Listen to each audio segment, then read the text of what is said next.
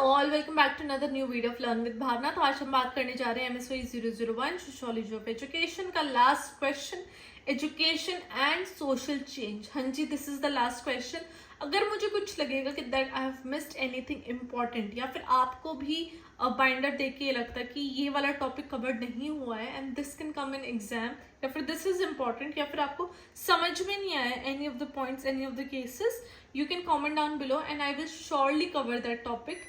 तो मैंने MSOE 001 करके एक अलग से प्लेलिस्ट बना दी है, उसमें 7 to 8 वीडियोस ऑलरेडी हैं। अगर आप वो वीडियोस देख के भी जाते हो एग्जाम में, then I can guarantee you will score more than 70% in your exam.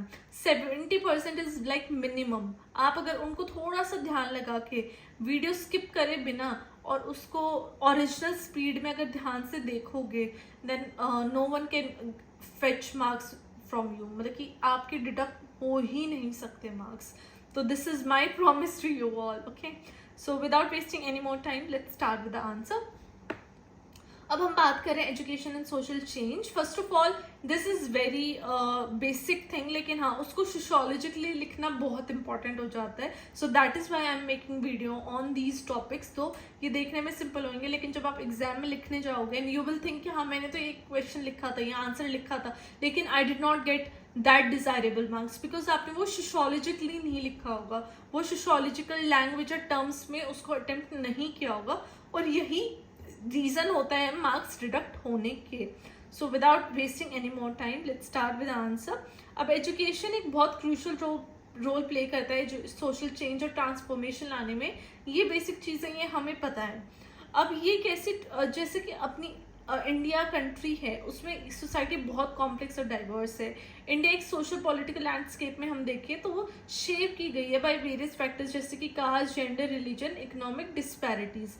अब जब हम उसको सोशियोलॉजिकली एनालिसिस करते हैं तो हम देखते हैं कि जो रिलेशनशिप है एजुकेशन और सोशल चेंज में, वो बहुत इंपॉर्टेंट हो जाता है ट्रांसफॉर्मेशन लाने में, चेंजेस लाने में, इन द सोशल इनक्वालिटीज हटाने में, या फिर इंक्लूसिव डेवलपमेंट लाने में with in the society, with in a particular country that is like India.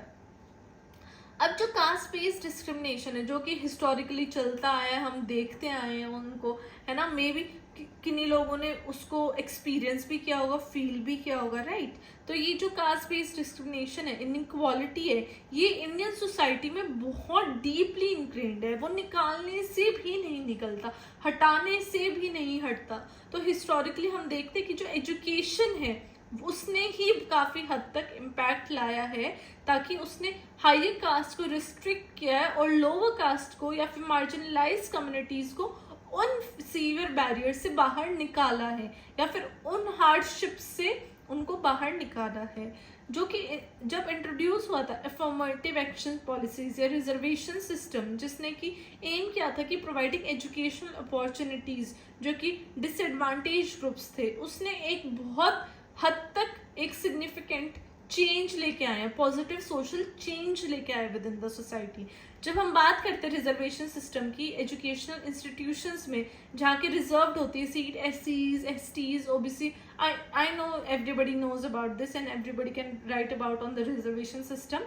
लेकिन जब हम इन सब सोसाइटीज के बारे में बात करते हैं, इन सब रिजर्वेशन एजुकेशनल इंस्टीट्यूशंस की जब हम बात करते हैं, जहाँ पे मार्जिनलाइज जो कम्युनिटीज हैं उनको एक्सेस नहीं है एजुकेशन का, या फिर उनको एक्सेस नहीं था एजुकेशन का, but now they have free access to education, उनके लिए और भी ज़्यादा अपॉर्चुनिटीज निकल के आए ताकि वो सोशल मोबाइल हो सके, वो खुद को एक बेटर पोजीशन में ला सके, और जितने भी ट्रेडिशनल कास्ट बेस्ड हायरार्कीज थी उनको नीचे रखा जा रहा था, उससे निकल के वो अपने आप को रिप्रेजेंट कर सके, अपने आप को पॉजिटिवली सोसाइटी में शो कर सके, अपने लिए स्टैंड ले सके, राइट।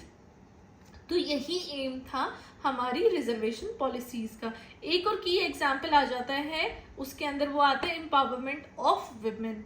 हाँ जी, gender inequality is very much persistence in every society, just not in India, हर एक सोसाइटी में है ये, जहाँ पे उनके ऊपर डिस्क्रिमिनेशन होता है on the basis of their gender, on the basis of their sex, जहाँ पे विमेन को एजुकेशन एक्सेस बहुत लिमिटेड होता है, उनको सोशल पार्टिसिपेशन बहुत लिमिटेड होता है। ये सारी अपॉर्चुनिटीज विमेन को पहले तो थी भी नहीं, but now women have more opportunities than men. लेकिन जो पास्ट डिकेड में देखा गया, जो एजुकेशनल इनिशिएटिव्स थे, पॉलिसीज थे, उन्होंने क्या फोकस किया, उन्होंने इन्हीं डिस्पैरिटीज में, इन्हीं सेक्स जेंडर डिस्पैरिटीज पे फोकस किया. जैसे कि ये अभियान चालू हुआ था, Beti Bachao Beti Padhao, save the girl child, educate the girl child. यहाँ पे भी क्या देखा कि सेव के बाद क्या आया है, एजुकेट आया है. इतना इम्पोर्टेंट ही सेव है जितना इम्पोर्टेंट एजुकेट करना है.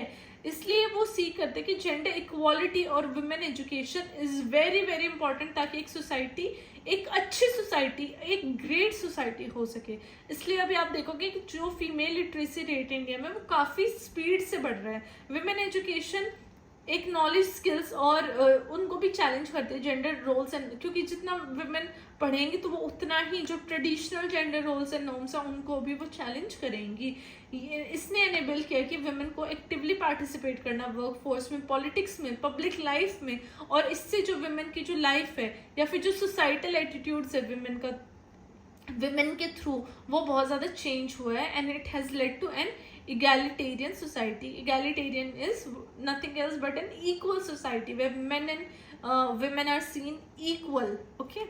अब जब हम एजुकेशन की बात करते हैं तो उसने एक बहुत इंपॉर्टेंट रोल प्ले किया social cohesion and national integration में. एक कंट्री जो कि एज डाइवर्स एज इंडिया है. इंडिया में बहुत सारी लैंग्वेजेस है, रिलीजन्स है, एथनिक कम्युनिटीज़ हैं. इसलिए एजुकेशन बहुत इंपॉर्टेंट रोल प्ले करती है उन सबको एकजुट करने में, एक शेयर्ड नेशनल आइडेंटिटी बनाने में. कहने को कोई कुछ है, कोई कुछ है, लेकिन at the end of the day एक एजुकेशन ही है जो कि उनके अंदर जो इंडियननेस है वो लेके आती है. सब लोग एकजुट एक साथ खड़े होकर कहते हैं we are Indians, before anything else we are Indians. तो ये एजुकेशन ही ये इम्पॉर्टेंट रोल प्ले करती है. जब हम एजुकेशन सिस्टम की बात करते हैं इंडिया में, जो कि एम्फेसिस करता है principle of secularism, right.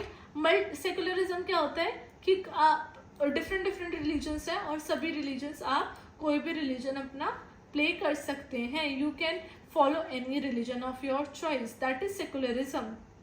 Different cultures हैं, इंक्लूसिविटी है जो कि एम करता है और प्रमोट करता है सोशल हार्मनी में, एक दूसरे के डिफरेंट रिलीजियस एथनिक ग्रुप्स को अंडरस्टैंड करने में.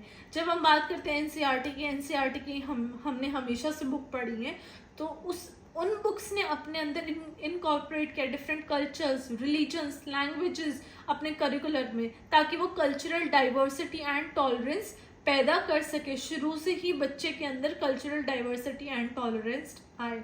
नाउ जब हम म्यूचुअल रिस्पेक्ट और अप्रिसिएशन लाते हैं बच्चों के अंदर फॉर डाइवर्स आइडेंटिटीज, तो वहाँ पे एजुकेशन एक बहुत इंपॉर्टेंट रोल प्ले करता है, ताकि वो सोशल चेंज ला सके एक सोसाइटी के अंदर, जहाँ पे कम्युनलिज्म को वो चैलेंज कर सके. कम्युनलिज्म क्या होता है, एक पर्टिकुलर रिलीजन के को ही बढ़ावा देना. तो वहाँ पे हम कम्युनलिज्म को चैलेंज करते हैं और एक प्लूरलिस्ट सोसाइटी, प्लूरलिस्ट क्या होता है, डिफरेंट रिलीजन या फिर different culture you can follow, उसको प्रमोट कर सके. ओके. अब हम आगे बात करते हैं कि जितना क्रूशल ये रिकॉग्नाइज करना है कि क्या क्या चैलेंजेस है, लिमिटेशंस हैं इंडियन एजुकेशन सिस्टम के अंदर जो कि हिंडर कर रहे हैं, जो कि फुल जो ट्रांसफॉर्म होने में जो भी दिक्कतें आ रही हैं उसको रियलाइज करने में. लेकिन जो ये सिग्निफिकेंट प्रोग्रेस है, एजुकेशनल डिस्पैरिटीज और इनइक्वालिटीज परसिस्ट कर रही हैं रूरल और मार्जिनलाइज कम्युनिटीज के अंदर, यहाँ पे क्वालिटी एजुकेशन रिमेन्स अनइक्वल. मैंने लास्ट क्वेश्चन में बात की थी क्वालिटी एजुकेशन क्या एक मिथ है या रियलिटी है. आप वो पढ़ोगे तो आपको ये लाइन समझ में आएगी.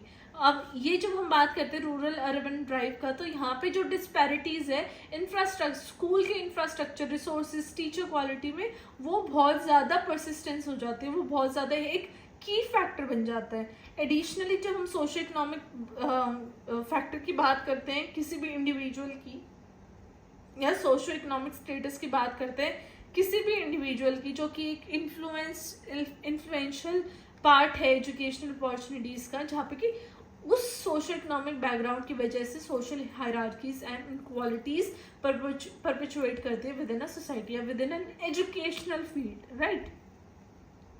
अब जब हम करिकुलम एंड पेडागोजी की बात कर रहे हैं इंडियन एजुकेशन सिस्टम के अंदर, जो कि बहुत ज़्यादा क्रिटिसाइज किया, क्योंकि उसके अंदर जो क्रिटिकल थिंकिंग और क्रिएटिविटी और प्रैक्टिकल स्किल्स हैं बच्चों की, वो तो और बहुत हद तक जीरो हैं, राइट.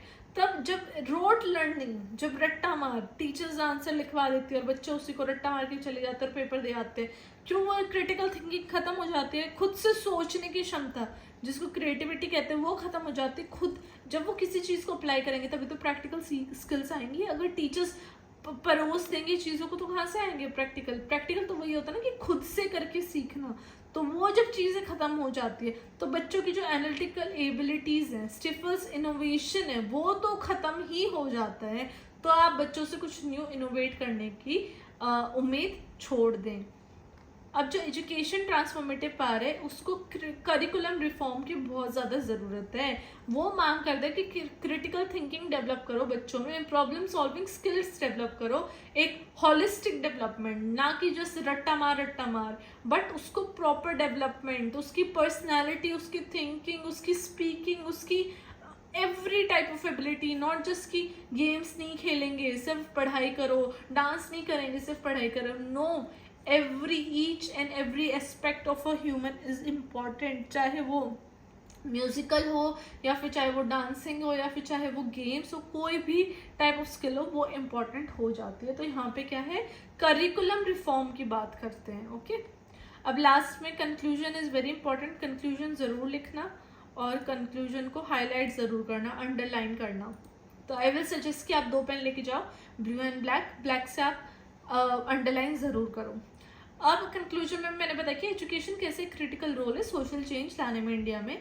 जैसे जैसे डिफरेंट आप मतलब कि दूसरी सोसाइटीज़, दूसरी कंट्रीज़ के भी आप एग्जांपल ले सकते हो, यूएस, चाइना, व्हाटएवर, बट मैंने यहाँ पे मेन इंडिया की बात की है ताकि आप लोगों को ये आंसर समझने में ईजी हो। और अगर आप इंडिया को ध्यान में रख के आंसर लिखोगे then it will be very easy. कुछ चीज़ें डिफिकल्ट करने के बजाय why not keep it simple, है ना। तो मैंने उतना ही आंसर सिंपल लिखा है ताकि आप इजीली पेपर में लिख सको और आपको ये चीज़ें अच्छे से याद भी हो सके। नाउ जब हम ऐसे एग्जाम्पल्स की बात करते हैं, रिजर्वेशन फॉर मार्जिनलाइज्ड या फिर promoting women's education, fostering national integration, तो हम देख सकते हैं कि एजुकेशन एक ट्रांसफॉर्म लेके आती है सोसाइटी में, जो कि चैलेंज करती है सोशल इनइक्वालिटीज़ और प्रमोट करते हैं इंक्लूसिव डेवलपमेंट पे। लेकिन ये उतना ही एसेंशियल हो जाता है कि जितने भी चैलेंजेस है, एजुकेशनल डिस्पैरिटी है, अनइक्वल एक्सेस है of the education, curriculum limitations है, उनको हम एड्रेस करें, उन प्रॉब्लम को हम एड्रेस करें।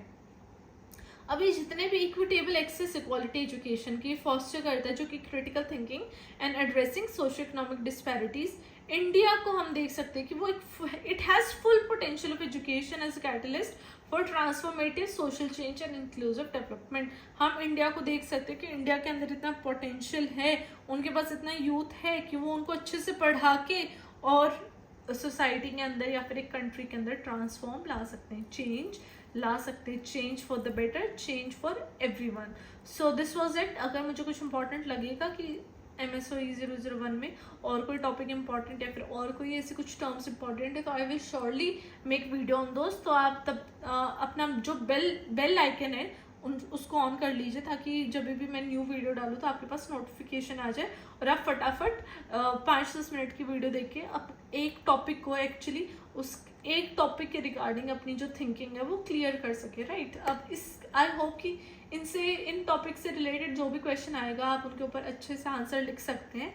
बस ये है कि आप थोड़ा सा पॉजिटिवली एंड डाइवर्सिफाई करें अपनी सोच को and you will do great in exams. Till then channel को लाइक, शेयर एंड सब्सक्राइब कर दीजिए please, as you know that I've been working very hard for everybody so that everybody can gain something, है ना, exams में सबकी help हो सके। That's it for it today। अपने अच्छे से पढ़ाई कीजिए, stay calm, stay hydrated, take care, bye bye, we will meet you next time with a great video, MSOE 002 hopefully। Till then, bye bye, study well, take care।